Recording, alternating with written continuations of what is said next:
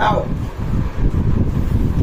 Chapter 8 physics आप लोग पढ़ने वाले फोर्स एंड प्रेशर। ठीक है, सबसे पहले तो आप लोग ये जान रहे होंगे कि फोर्स क्या है। जो एक्सटर्नल फोर्स लगाया जाता है हम लोग की तरफ से बल, वही फोर्स कहलाता है। ठीक है, समझ में आ रहा है कि नहीं अच्छे से? ठीक है, फोर्स क्या है? हम लोग किसी ऑब्जेक्ट के ऊपर अगर कोई बाहरी दबाव डाल रहे हैं तो वो क्या कहलाता है? फोर्स कहलाता है। समझ में आया? और फोर्स का हम लोग दो टाइप जानते हैं, एक होता है कांटेक्ट फोर्स और एक होता है नॉन कांटेक्ट। यहाँ से ही समझ में आ रहा है कांटेक्ट फोर्स। कांटेक्ट का मतलब जो एक दूसरे के साथ कांटेक्ट में, ठीक है, उसको हम लोग क्या बोलते हैं? Contact force. और नॉन कांटेक्ट फोर्स जो कि एक दूसरे के कांटेक्ट में नहीं हो। समझ में आ रहा है बात को अच्छे से? अब जैसे एग्जाम्पल के तौर पे समझो,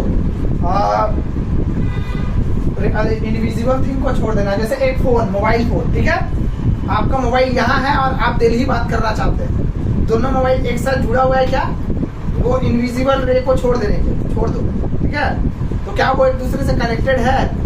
नहीं। तो वहाँ एक चीज होता है, वो होता है वेव। ठीक है, वो वेव उस दोनों को क्या करके रखता है?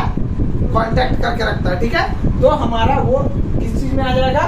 मतलब अगर mobile using of mobile phone क्या आ जाएगा? Non contact phone. अगर फोन आ रहा है तो एक दूसरे से वो कांटेक्ट में नहीं है तार से, क्योंकि वो इनविजिबली कनेक्टेड है। ठीक है, अब जैसे टेलीफोन वायर आता था जो कि कनेक्ट रहता था वायर से, तो वो कैसा है? Contact force.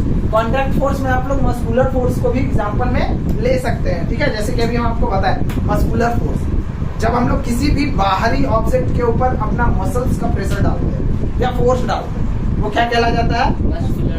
Muscular force. समझ में आ रहा है अच्छे से? Friction force. अच्छा, फ्रिक्शन का मतलब समझ रहे हैं? फ्रिक्शन का मतलब होता है घिसड़ाव। समझ रहे हैं बात को? घिसड़ाव। और ये फ्रिक्शन फोर्स के वजह से ही यहाँ जितना ऑब्जेक्ट स्टैंड कर रहा है ना, या फिर बैठ रहा है या कुछ भी कर रहा है, धरती पे स्टैंड है, तो वो किसके वजह से है?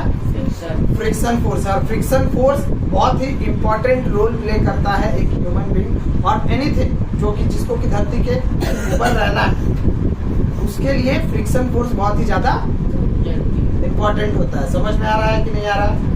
जिस तरीके से माँ बाप एक बच्चे के लिए जरूरी होता है, उसी तरीके से एक ऑब्जेक्ट को स्टैंड रहने के लिए फ्रिक्शन का जरूरी होता है। समझ में आया कि नहीं आया? है ना? नॉन कांटेक्ट फोर्स और कांटेक्ट फोर्स आप लोग बता पाएंगे क्या है?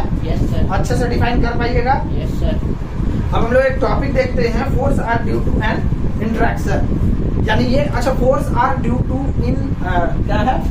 फोर्स आर ड्यू टू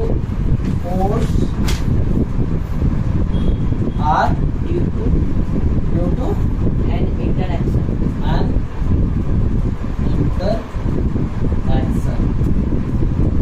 ठीक है, नहीं दिख रहा होगा तो force are due to an interaction, ये आप लोग देख लीजिएगा। Force are due to interaction, इसका मतलब क्या समझ में आ रहा है? ऐसा फोर्स जिसके ऊपर बाहरी दबाव या बाहरी फोर्स अप्लाई किया होगा।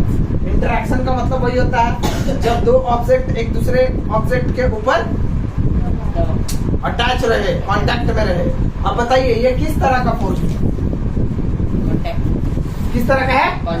कांटेक्ट फोर्स है। समझ आ रहा है? और इस कांटेक्ट फोर्स, ये कांटेक्ट फोर्स जो है, इसका एक एग्जांपल बताइए। कोई डाउट है आपको? ठीक, तो आगे एक्सरसाइज में आ जाइए ना। कार को धक्का देना। अब हम बोल रहे हैं ओम भूर्भुवः स्वः, हो जाएगा क्या? क्यों नहीं होगा? क्योंकि हम लोग नहीं, फोर्स लगा है लेकिन हम लोग एक दूसरे के बीच में कांटेक्ट में नहीं आए। समझ में आ रहा है बात को? और एक फोर्स को बहुत तेजी से बढ़ाया जा सकता है बाबू, चुटकी से। क्या बोले हम आपको कि इस बिल्डिंग को गिरा दो, इस बिल्डिंग को गिरा दीजिए हाथ से, गिरा पाइएगा? गिरा पाइएगा? गिरा पाइएगा? कैसे गिरा पाइएगा? टेक्नोलॉजी लगा। जैसे देखिए, मान लीजिए कि आपका ये जो रूम है वो इतना बड़ा है। कितना बड़ा? ये आपका रूम है।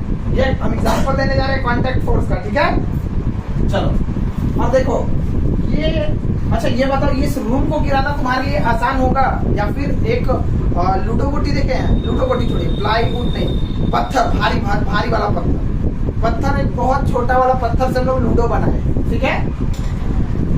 मतलब एक स्लैब बनाए, समझिए स्लैब बनाए, ऐसे है और इससे बस थोड़ा थोड़ा बड़ा हुआ है, बस थोड़ा थोड़ा बड़ा हुआ है।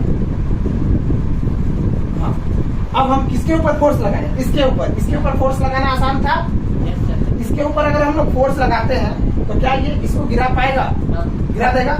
और जब ये गिरा देगा तो ये इसको गिरा देगा, ये इसको गिरा देगा, ये इसको गिरा देगा, ये इसको गिरा देगा, ये इसको गिरा देगा और ये पूरे घर को। गिरा देगा। तो यानी ये फोर्स बहुत ही ज्यादा नेग्लिजिबल फोर्स एक घर को गिरा दिया ना, मगर क्या किस टाइप का फोर्स से? कॉन्टैक्ट फोर्स से। क्यों? अगर मान लीजिए हम इसका डिस्टेंस को दूर कर दें या कुछ भी कर दें, या फिर ये है ये मान लीजिए 1 kg का और इसके सामने में एक ऑब्जेक्ट डाल दे 20 kg का, क्या वो जा पाएगा आगे? No, sir. समझ में आया? Yes, sir. और देखिए आप लोगों को बस यहीं पे दिक्कत होता है, आप लोग अपने आप को समझ नहीं पाते। कोई भी चीज कहाँ से स्टार्ट होता है? कहाँ से स्टार्ट होता है? इनिशियल से, ठीक है?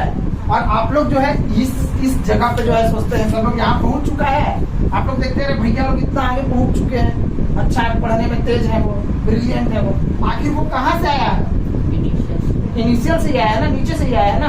तो आपको भी अगर यहाँ पहुंचना है तो आपको कहाँ तक आना होगा? Initial. यहाँ से स्टार्ट करना होगा, लेकिन आप लोग यहीं से स्टार्ट करने लगते हैं, जिसकी वजह से ये जितना है ना, ये सब आप लोग को नहीं। और यहाँ पे जब आप फोर्स लगाते तो वो बहुत ज्यादा फोर्स होता है और ये गारंटी नहीं है कि ये फोर्स जाके इसको गिराएगी, क्योंकि उतना ज्यादा मोमेंटम का फोर्स वो। समझ में आ रहा है या नहीं? Yes, sir. अच्छे से। Yes, sir. तो कार का धक्का देना क्या एक इंटरेक्शन फोर्स है? वो Yes, sir. इंटरेक्शन फोर्स अगर आप लोगों को डिफिनेशन पूछा जाए तो आप लोग क्या बताइएगा? यही बताइएगा कि जब एक ऑब्जेक्ट के ऊपर एक एक्सटर्नल ऑब्जेक्ट के द्वारा एक एडिशनल फोर्स लगाया जाए इन कांटेक्ट, वो क्या हो जाता है? ये कांटेक्ट फोर्स और इंटरेक्शन फोर्स। वेरी गुड, समझ में आया? Yes, sir. इस सबको लिख लीजिएगा, आप कहीं पे भी प्रॉब्लम हो रहा होगा तो बताइएगा हमको, ठीक है? अब एक चीज बताइए हमको, यहाँ एक वर्ड आता है क्या? Friction. चलिए ठीक है, फ्रिक्शन। ये मेरा ठीक है, मेरा ड्राइंग उतना अच्छा नहीं है, मजाक मत उड़ाइएगा। अरे यार इतना भी खराब नहीं बनाना है। क्या है ये? गाड़ी. सब लोग को दिख रहा है? Yes, sir. वैन है ये, Yes, sir. और एक और वैन है।